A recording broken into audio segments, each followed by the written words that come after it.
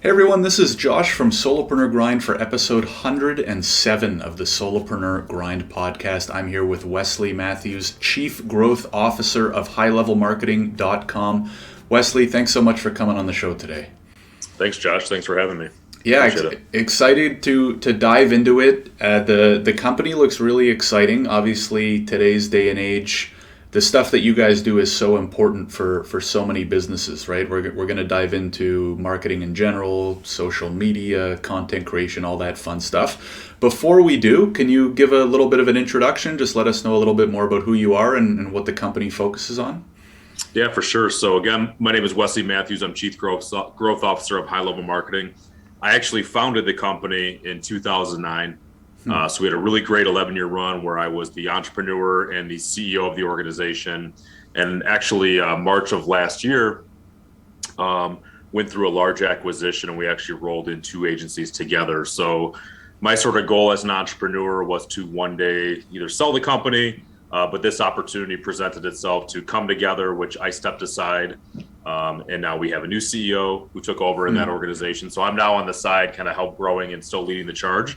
But, I'm an entrepreneur. I like to build things. I don't really, I got it to a point and I felt it would be better to hand it off to somebody else on a professionally managed side. So, I started the company back in 2009, just for a simple reason. I actually worked for a web company locally that, quite frankly, wasn't doing a great job of servicing customers. And I kind of watched this go on firsthand. And I was sitting there thinking, there's got to be an easier way to do this. It shouldn't be this complicated. And, from early on, I was always an entrepreneur, just kind of want to do my own thing and would see problems, try to create solutions, and just said, you know what, I'm going to go out and do this myself. And I actually just, bought the domain name probably 3 to 4 years prior to launching the company, High Level Marketing. I actually woke up in a cold sweat one night, just saying, chanting High Level Marketing. And I went online and the domain name was available. This is at the time where there's nothing, marketing related available. So I bought it, put it in my back pocket, and, a million stories of kind of where it got to that point. But my goal was simple. I wanted to work with entrepreneurial ran companies. I never liked the Fortune 500 or the corporate. I love the entrepreneurial spirit. And I just had this passion to really help small businesses that are scrappy entrepreneurs and really help them. Digital marketing is complicated. There's a million companies out there. There's a million things that you can do.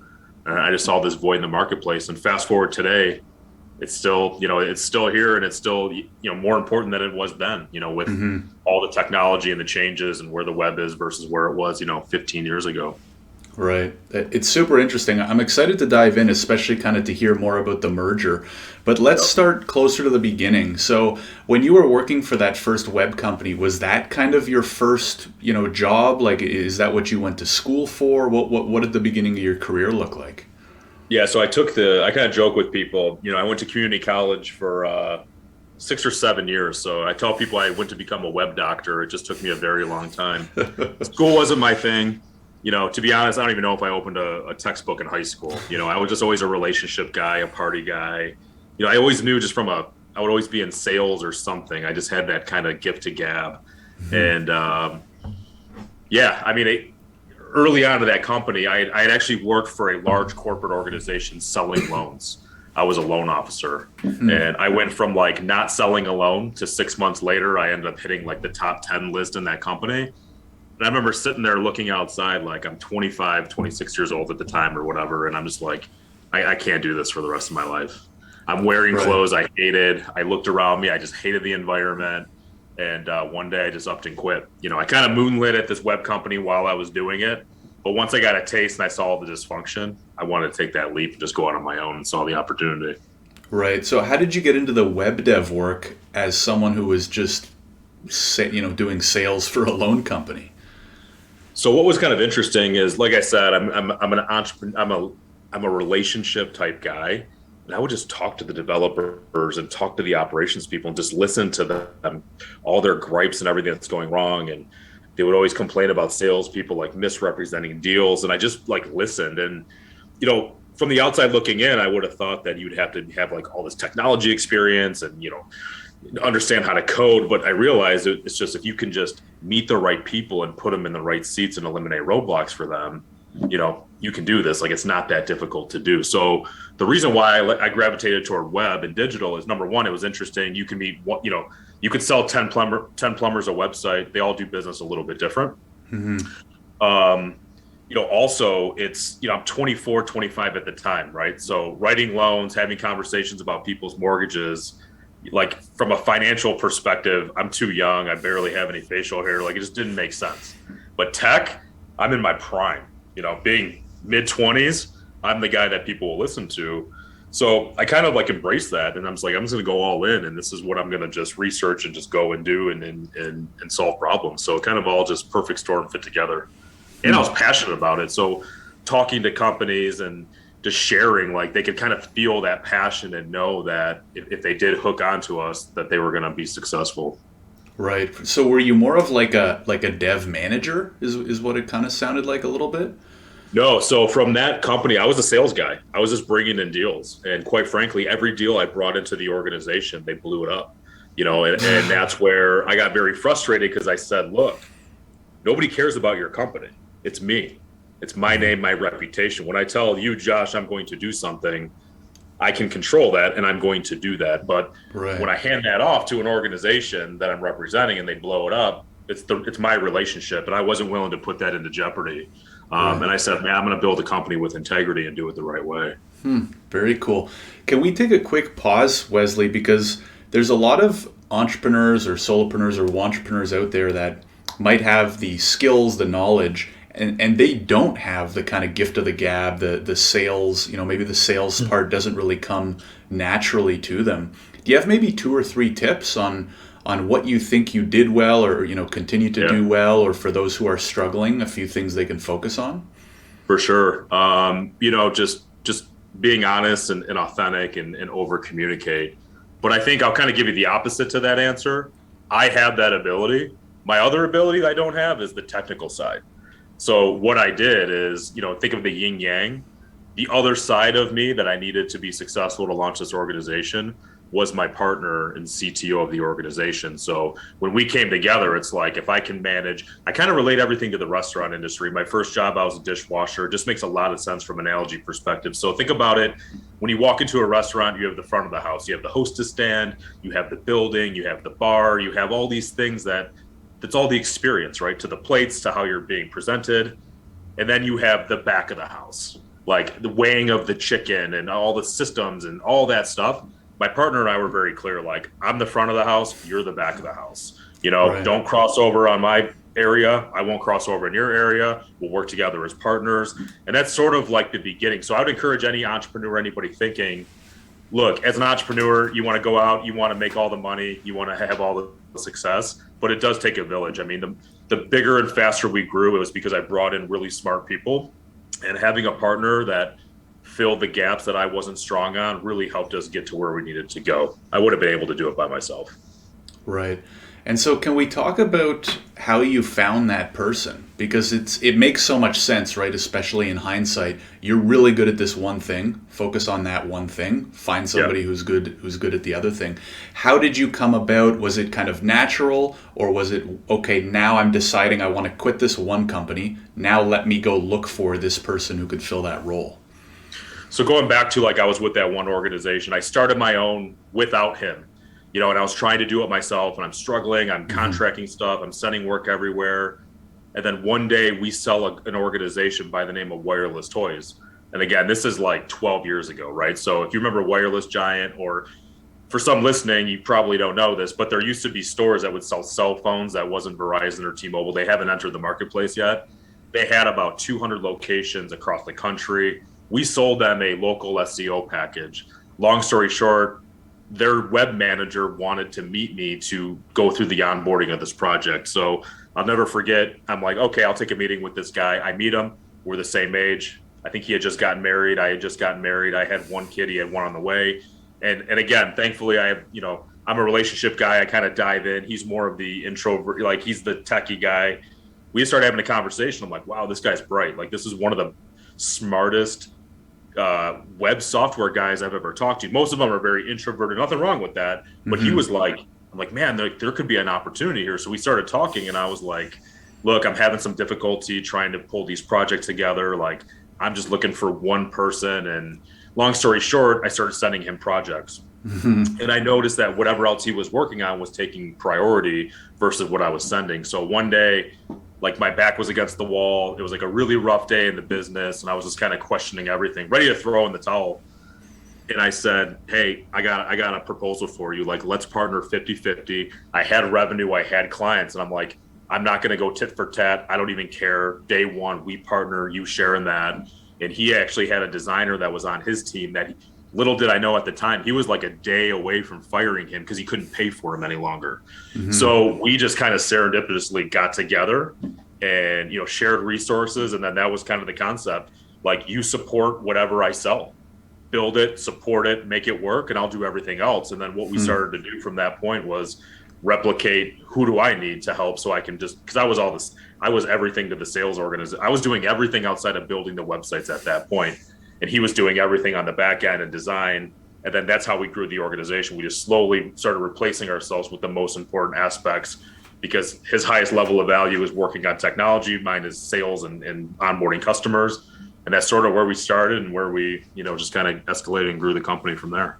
Right, but up until that point, Wesley, like you went out and were like selling multiple companies for multiple projects, and you didn't have anybody else on staff. Like, it was all just contractors, fly by the seat of your pants.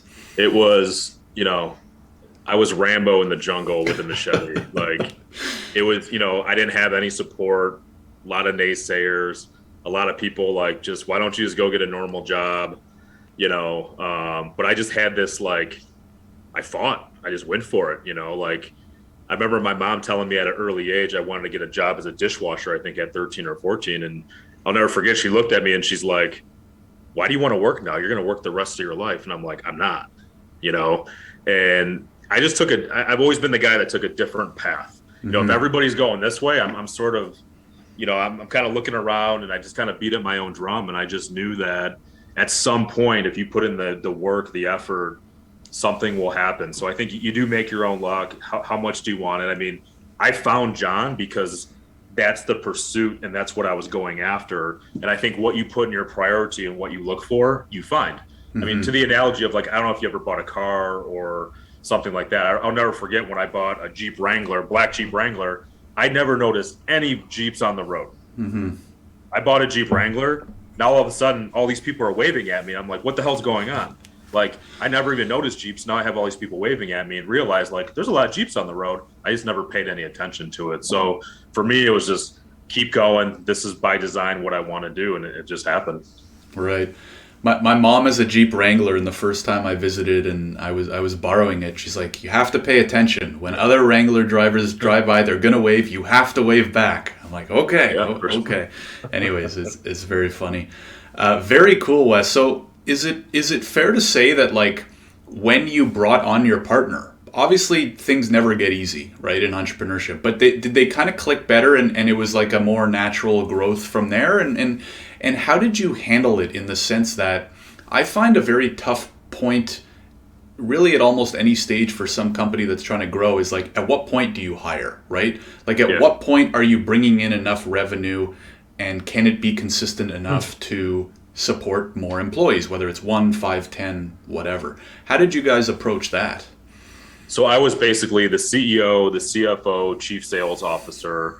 And when we architected the company, my goal was to charge customers a setup fee and then a monthly reoccurring fee behind that. So when I would go out and sell deals, right, I'm selling $100,000 to $250,000 a month, which at the time is just a ton of revenue for what we're doing. What were you selling for that amount of money? Yeah, so we had, like, the A, B, and C package, like the good, the better, best, right? Website, SEO, depending on the level of SEO. So our specialty is, and still is, getting companies ranked locally in their market and driving leads that way. So, I was there was a time where I remember I hired my first real employee in that organization. She responded to an ad in Craigslist for let's just say a bargain. She came on that company because she believed in the organization. And that was back in 2009. She's still with us today. She's a high level VP, making well over 6 figures a year. She's awesome. She's grown with us. She's a phenomenal just human being. I remember hiring her and looking at my partner and said, I don't know how the hell we're going to pay her, but we're hiring her. And, my goal was to create this revenue, create this opportunity and create revenue and take money out of the company along the way. But a big part for me was I controlled that.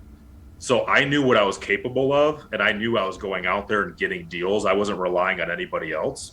And I knew what my partner was putting in the organization. Again, it was, you do this, I do this. It wasn't like we both kind of cross and he sucks at this and I'm doing more over here. It was like, I don't even care what you're doing over here. Let's just have confidence in each other and go. Mm-hmm. So what I would do and how I scaled and hired up until about, a handful of people was I could throttle that by the deals we came on, again, because we had the setup fee and the monthly recurring fee behind that. So at the time, we're stacking $5,000 to $7,000 a month in recurring revenue into our organization, which as soon as I'd go 5,000 in recurring revenue, I'd make a hire. That's kind of, it's really simple. Not to say it didn't get scary at times, because look, I'm not this buttoned up CFO, but I always had this concept of like $100,000 ahead. And when I get to 5,000 to 7,000, I was like, I got to hire people. I'm going to hire smart people, and we're going to grow this organization. And boiling it down to that was our model, and it worked. We didn't have to take capital. I didn't have to give more of the company away. There's times it got scary and didn't know how the hell we're going to get to 2 weeks. And as an entrepreneur, I'm sure many people have ran into the 3 payroll period a month, and it sucks and it's hard. Sometimes you're not going to take a salary or a draw, but I think if you have if you can see past the horizon, you'll figure out a way. Entrepreneur it's not for everybody. I think that it's a lot of people hear about it and they're like, I want to be an entrepreneur. Like, it's a grind. I just had lunch with a good friend of mine, that we've been friends for the last 10 years and we're both on the board of an organization. And we were like, man, it was a tiring year. Like, it's a grind. Yeah. Yeah. And a quick side note, like the first hire, this isn't the focus of this show, but there's nothing wrong too if you don't want to be an entrepreneur and you're super smart and work hard and find someone like you who's like running a business that you believe in, let them take a chance on you early, and you can rise with them and probably sleep a little bit better at night. But anyways, that's a bit of a tangent. I wanted to talk a little bit about pricing, because it sounds like that's what everybody wants, right? Is reoccurring revenue. Yeah. How did you come up with the model? And the other thing I'm curious about is, do you think that every business should work towards that? Like, what if you're selling more like one-off services? So what would you recommend to entrepreneurs like that? Because I think in an ideal world, every company would have recurring revenue. It's there's so many benefits. Yeah, maybe it was dumb luck. Maybe it was my community college education. I don't know. I just had this idea around, look, it's really hard to sell somebody something. And I never sold anybody anything. I come in, I consult, I coach, I help them make an educated decision. If we can facilitate and deliver, fantastic. And it happens to be our product. And I looked at that and said, man, if you do that once a year, I have to come back out to you, Josh, and go back through the sales pitch and do all this work. And that's hard. Mm-hmm. And it's a lot of time, energy, and effort. But our company is designed where we're doing ongoing work. And look, if I said, hey, Josh, today, like, it's $2,000, or you can spend $100 a month, everybody's going to take $100 a month. And I also, in the beginning, I'll be honest, I was like, look, if we can create a product that's less than a Mercedes-Benz payment, you sort of fly under the radar, and you're not this huge pain point for an organization where they're spending $5,000 to $10,000 a month. Because I also at the time knew some people that had businesses where they had 5 accounts. World went to shit. This is in 2009 where Lehman, like, the stock market just went belly up and everybody lost a lot of money. A lot of people lost businesses. And this is when I launched my company, October of 2009. Mm-hmm. So in my mind, I'm like, I'm not going to build a company that has 5 accounts. I'm going to have volume. That way, if I have all these customers paying money, if this happens, if 25% of them cancel, I'm not going to lose my business. Mm-hmm. And I think as an entrepreneur, like, what works for me may not work for you or the listeners, but like, figure out what you want and how you want your life and all these integrations to come together. Because what I learned in my experience, again, look, I think when I started, I was 24, 25. I'm 40 years old. Like, if I knew what I knew now, blah, blah, that story. But like, if I can reflect back, it's like, wow, like the learning and the patience and just, what works for me now. I have 4 kids now. I think my wife was maybe pregnant at the time. It's just, it's what do you want to design and what makes the most sense? If it makes Hmm. sense for you to go out and make a one-time sale and you like that, and that's what helps you build your company and that's what you want to do, more power to you. So I guess it's just looking in the mirror, designing out what you want. But again, I also think too, I love recurring revenue and I try to figure out ways to create it for any company. I Hmm. invested back in a carpet cleaning business in COVID because I was bored. It just happened. And I started thinking, I'm like, if you get your carpets cleaned, which I think it's a great business, everybody has carpet for the most part. What do you typically do? You spend $250 once a year, right? Well, what if you can actually charge a customer like $25 a month? And we come out twice a year and then we do an emergency incidental, like if you dumped wine or the dog had an accident or you have a big party and you want your carpets cleaned, because again, it's kind of like the members, the gym model, the insurance model. Like I just love that customers are paying us every single month. That Hmm. excites me. Yeah, no, absolutely. And there are creative ways to kind of go about it. In terms of picking actual numbers, those first few months or maybe the first year or two, like you have your guys in the back. How do you price it, right? Like how did you price the different tiers? How did you come up with those numbers? So early on, I mean, it was pretty simple and stupid, to be honest. It was kind of like a third, a third, a third, a third profit, a third cost, like a third salary or sales cost. That's really was like the back of the napkin. And also for like what we did, it's market too, right? It's what is everybody else doing? Where do we show up in the marketplace? And I'll tell you, like, we rolled with that model for a while, but then realized we're leaving a ton of money on the table. And it's all perception, right? I mean, we're doing web and digital. It's a results ROI driven service. So for us, that was kind of like the starting point to like what it's evolved today. I mean, there are some deals we did back then that we just gave away, but you learn Hmm. from all of them, right? You're like, I'll never do that again. I'll never do that again. Or, hey, we had a great opportunity here. I think those are the things as an entrepreneur and building a business that I think that there's no shortcuts. You can't just sidestep and then walk into it. Like you have to go through those things to get to the top of the mountain. Or, I mean, that's just where experience, like, if I reflect back on everything we've ever done and any loss or like terrible client we took on, it's just great learnings from that and great experience to help us plan for the future and just execute differently as you grow. Absolutely, absolutely. So let's talk more about more recently. How did this merger come about? You said you were kind of looking for it. Again, was it serendipitous? Were you using a Yeah. broker? How did that come about? So, I always had a vision in my mind that, high level marketing, we do 100 million in revenue. I don't know why I picked that number. Um, what happened simply was, look, I was the CEO of the company. We grew from that example of like being fearful of how to pay this individual at my first hire to having 50 employees in the organization where I have a full leadership team. I mean, we are a real company and the company is becoming larger than myself.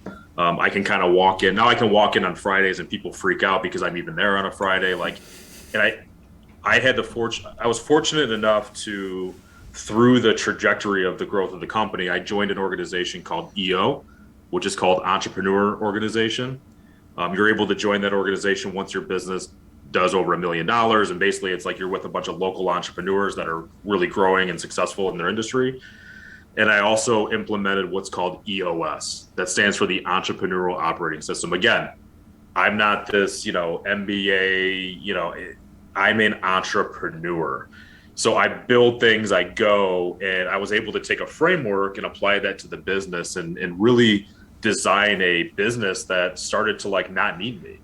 So I think that as any entrepreneur, today versus where I was, ego aside, I looked in the mirror and what I learned early on is, at some point as an entrepreneur, you have to move on and you have to move into a professionally managed setting. And I was really feeling that pressure because look, in 2020, we did 6.5 million in revenue, grew the company well over 10-15% a year. But for me, it's like this isn't fast enough and there's so much more opportunity. And I had a real challenge mentally to be like, maybe I'm not the guy, right? Everybody has that person in their head that you're second guessing yourself. But I really felt that, I kind of put that into my psyche and said, man, I wonder if I could do something. My partner was also a little burnt out. COVID happened, right? March, come back from a trip, March, we shut our office down, just signed a year lease into our office. The week later, nobody's going to the office. So, starting the summertime, I'm getting emails. I get calls all the time from private equity. We're starting to become on the radar for investors. And one day I get an email from this guy, and he looks just like Grant Cardone. I don't know if you know who Grant Cardone is. I had just listened to him and read his book, and I loved it. And I'm like, you know what? I'm at home. I'm bored. Like, let me talk to this guy and just see what he's got. So he talks to me. He's kind of like this fast, slick talking guy, and I kind of like him. We're talking, and I gave him like this FU number. I said, if you can get me here, this is what I'll do. So we start laughing, keep in touch, blah, blah, blah. He calls me back in 2 weeks and says, hey, I don't have an agenda, but I want you to meet this guy. He's out in Alabama. I said, okay, makes sense. I kind of knew what he was doing. I played chess. I'm like 2 steps ahead. Anyway, I had just met with my leadership team later in the year, and there's just like a lot on my plate, like in terms of what do we need to change? What do I need to invest? I mean, I was looking at making like a $1 to $1.5 million investment to really do the initiative we wanted to do. I'm working from home. I'm starting to feel like I'm losing connection. I'm kind of like, is this a sign? I talked to this gentleman by the name of Scott Bell. He runs Bell Media in Alabama. So again, high level marketing, we're growing, we're kicking ass, we're a solid company. We have some really strong technology and a great sales team. I'm leading it. I'm a little burnt out. I meet Scott Bell. This guy's so buttoned up, so perfect. I'm like, holy shit, this is like a real CEO. So as we're talking, I start seeing this guy and how he talks, and I'm like, man, this is great. And then he's got a COO. That's great. I love this guy. Like, he just seems like a really great fit. And again, I'm with this EOS. Like, everything started to like mentally, like, man, I'm CEO, my partner CTO. They lacked a huge, nobody owned technology within their organization, and they did about 11 million in revenue. So nobody owned technology, and I'm like blown away that they have their technology is not great. What they had is that investment I was talking about. They did it exactly how I would have built it, and they've been operating off it for 2 years. So I'm like, okay, I'm not a genius, but if you take this and you take this and you mash it together, and our synergistic, I mean, it was really scary and eerie how close our product was. And we both were like, at that point, we're looking to like make that shift to even make it that much better. And we had the same vision. So I really looked at the time as, man, if I could blend it together and also take some chips off the table by design and stay on in the organization as a C-level, because really, if you strip me down to my skeleton, I'm a relationship guy. I'm a sales guy at heart. I just want to build relationships and bring people into the organization and hand it off. I don't really want to be the CEO any longer. And I also at the time had a lot of people coming to me saying, what's next? What can I do? And I want to advance my career. And I'm like, I didn't have a good management track or a good growth track for employees. And I'm just starting to think like, man, if I don't do something, we might implode as an organization. So really this opportunity came up, we continued to meet, and it just happened. And we started having the conversations in September. We closed the deal at the end of February. So by design, as an entrepreneur, we sold a large position in our company. We now own equity together, a new entity. And the really cool thing about it is we're continuing as high level marketing. They moonlit Bell Media. We are now high level marketing, and we rebranded. So together now we have 109 teammates scattered across Houston, Alabama, Nashville, Detroit. Since COVID, we've been able to hire remote all over the country. And my thought process around that is, shared resources, people, like now we have just a stronger team, stronger infrastructure. Our target when we did the deal in 2021 was supposed to be 18 million in revenue. We ended the year at 21 million. So, good synergistic value together, and to the future, we're looking at making more acquisitions and, rolling companies into our fold and just continuing to grow and go as an organization, get to 100 million.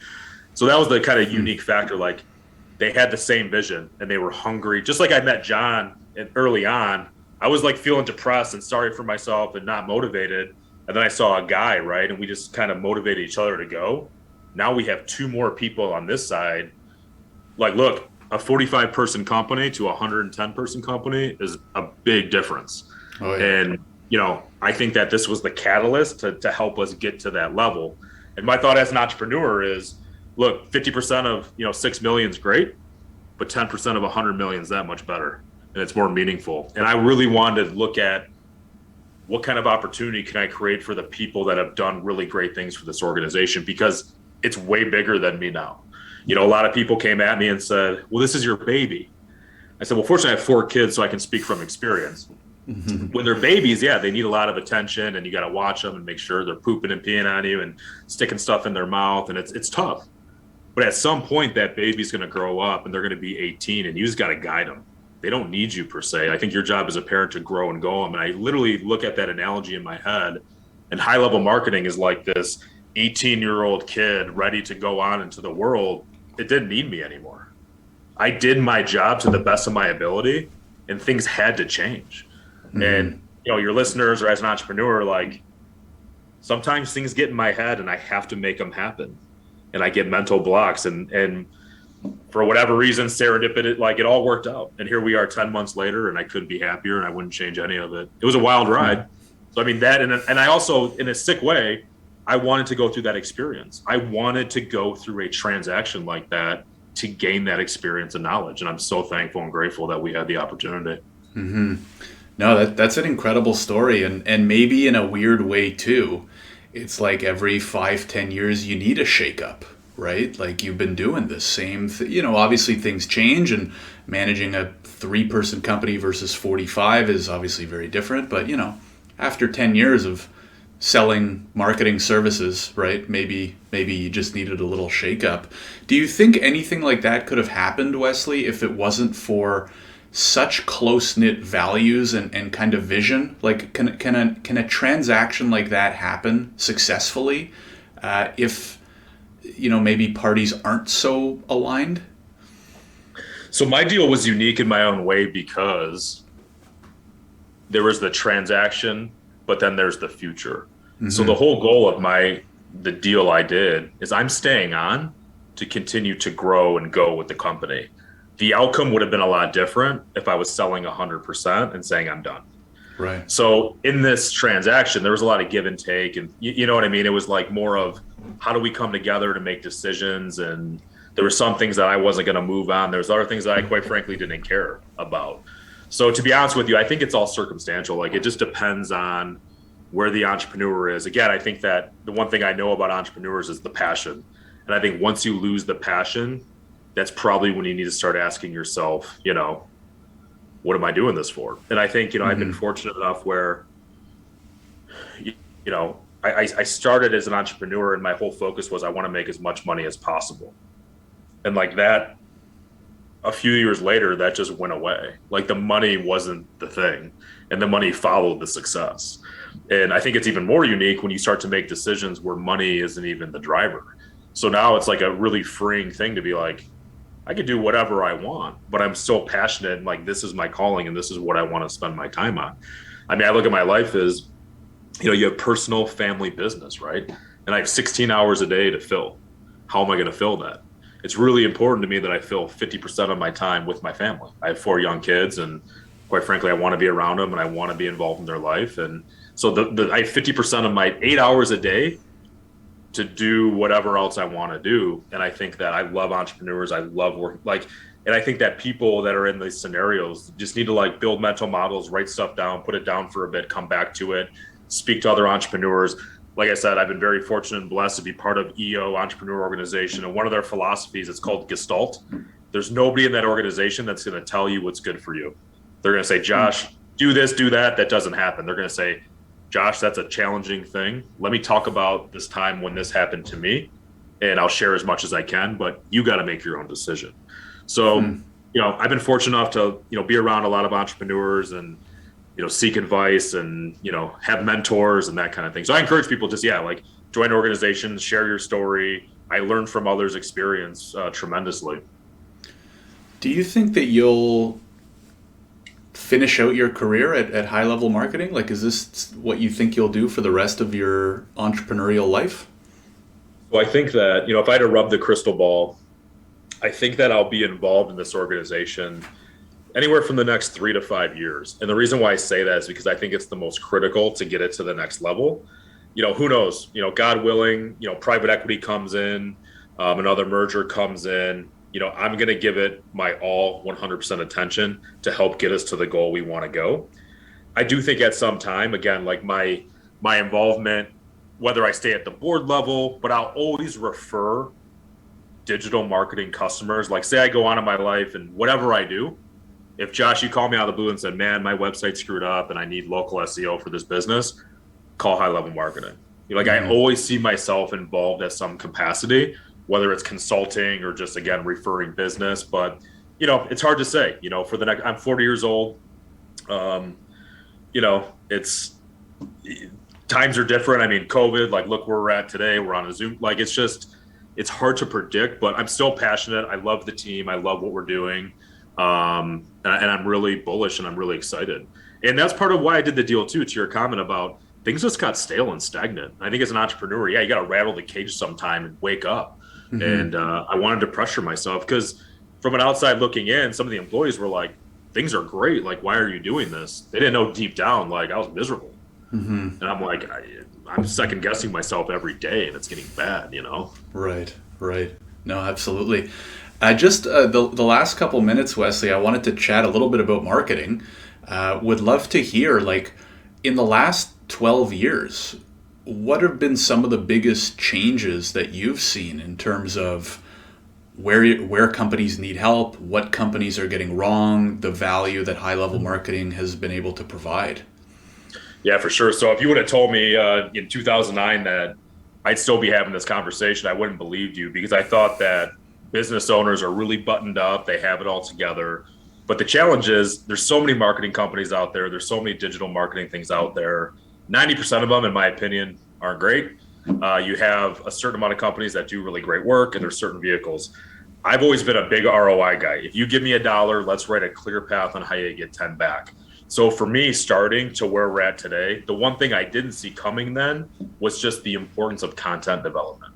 So, I mean, we started with like nobody actually writing content. We would just like grab content from a website, throw it in, and just, that's what we do early on. Now we have actual teams that write content. So, getting business assets, I've always thought about ways to expedite that. It's really hard to sit with a customer, client, and then actually get their logo and get their content and get all their assets. That's always been a challenge. But the evolution, I mean, I think it's been really more, I think from a UX design standpoint, as much as it's different, it's still very much the same, in my opinion. But the SEO has really been the thing that's changed throughout the years, is just staying at the forefront, staying ahead of that, making investments, and our technology. I mean, we've taken, us personally, I think why we're different than most digital marketing companies, one of the biggest challenges we had as a digital marketing company, and anybody listening or is in digital marketing, they probably have this problem, is how do you train a salesperson to quote properly? If they're meeting with a plumber and you're going to pay for SEO and you're going to pay X amount of dollars per month, how do you know the outcome? There's no way. I can argue somebody to death. Like, there's no way anybody's going to know that. So what we were able to do is we built some technology around that. We'll actually scan and through AI predict based on how we execute our work to that client to show, if you invest this, this is what the outcome is going to be, and this is where you're going to be ranked. So we've been able to build this model that actually sped up production and sped everything up, and the clients can hold our feet to the fire, and then our team can execute and build out the program around this document. That's been a game changer. And I think quick to market, launching products faster and faster and faster has been the key differentiating factor as we've kind of grown into where we're at today. But content's huge. Unique content, just staying ahead of the SEO changes. I mean, there's a lot of changes even daily. And knowing that, hiring the best, just really, again, starting the company from square one was just finding bodies and really trying to grow something. You get to a certain size, now it becomes, well, what's the culture like? What's all, like, a lot of things happen along the way. So I think that we've really been fortunate to kind of understand these critical moments as we grow, yeah, it's been a wild ride, but again, it's just things really haven't changed. And again, I think that if I were to rewind my mind, I didn't think high level marketing was going to last 3 to 4 years back in 2009. I'm like, everybody's going to figure this out. Everybody's going to have a website. No big deal. Man, it's more in demand than it was, then versus Right. now. Absolutely. Yeah. No, it's super interesting. My last question, Wes, is if there's some listeners right that now out there, and maybe they're working a 9 to 5, they're not happy in, or maybe they're going through some tough times with a brand new business. What are one or two pieces of advice you'd give to them? Um, you know, Find a mentor, find somebody that's an entrepreneur that you can just have an open, honest conversation. Like I said, I've read a lot, I've been a lot, I've traveled, I've met a lot of people. The EO concept changed my life because I had trusted individuals where I could openly share anything without judgment. And that for me was so critical. So find a like-minded entrepreneur, find a group full of entrepreneurs, read. I mean, like I said, I think I made the joke, like in high school, I didn't read a textbook. I've read more books than probably anybody that went to any Ivy League. I've read every business book. I soak content in. Just educate yourself and to gain clarity, focus. Read and look at certain groups. I mean, even if you're not doing a certain amount of revenue, there's other groups outside of EO. I've helped entrepreneurs. Sometimes people email me. I'm happy to kind of quickly chat and give people a framework. I mean, I've had a lot of people help me along the way. I've had people contact me on LinkedIn because they have, things. And if I can give people a couple different things to think about, to think differently, like I said, I learned by experience share. If I can push back on somebody and give them a little tidbit, that's really what makes me tick as an entrepreneur. And I love to do that stuff. So. Awesome. Yeah, no, it's great advice. Thanks so much, Wesley, for coming on the show, sharing the stories, sharing the journey. It's really incredible. If people want to get in touch with you, either directly or maybe use the services of the company, where do you recommend they go? For sure. Yeah, if you're interested in anything digital marketing, check out highlevelmarketing.com. And if you're looking to reach out to me personally, LinkedIn, Wesley Mathews with 1T. If I get messages, I typically respond back in a day or two. But yeah, I mean, I encourage any kind of question or whatever. I'd love to chat. Awesome. We'll have links to those in the description. Wes, thanks again for coming on the show. And if anyone is interested, make sure to check out solopreneurgrind.com as well, because we are building a little Discord community for entrepreneurs as well. So that could be a solution to one of Wes's earlier answers. Thanks again for coming on, Wes. Really appreciate it. Cool. Thanks, Josh. Appreciate it.